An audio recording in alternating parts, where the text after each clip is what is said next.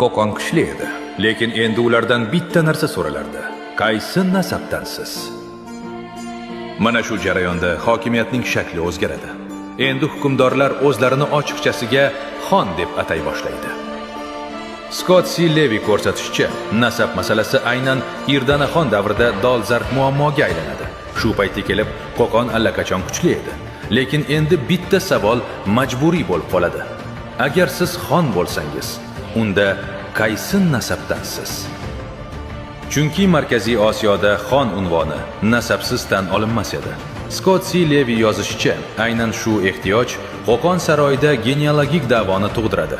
Bu biologik isbot emas edi, balki bu siyosiy zarurat edi. Bu biz kimmiz degan savolga berilgan siyosiy javob edi. Shu yerda tarix sahnasiga Zahiriddin Muhammad Bobur nomi chiqadi. Nega aynan Bobur? Chunki Bobur aynan Farg'onadan chiqqan Timuriy sulolaga mansub hamda Hindistonda buyuk imperiya qurgan shaxs edi. Bu o'sha davr uchun tayyor tarixiy obro' edi.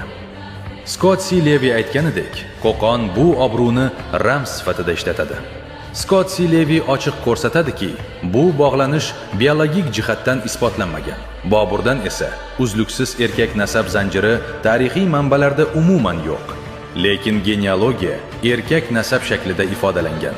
Chunki o'sha davr siyosiy an'anasida hokimiyat faqat erkak nasab orqali tan olingan. Ayol orqali bog'lanish hurmatli bo'lishi mumkin edi, lekin xollik bermas edi. Shu sabab genealogiya real biologiyani emas, siyosiy ehtiyojini aks ettirgan. Demak, Shohruxbiy davlatni boshlab bergan. Irdanaxon davrida esa davlat o'zini xonlik sifatida qonuniy ko'rsatishga majbur bo'lgan. Oltin beshik mana shu ehtiyojning mahsuli edi. Bu yolg'on emas edi. Bu to'liq haqiqat ham emas edi. Bu davlat bo'lish uchun aytilgan hikoya edi. Ha hikoya.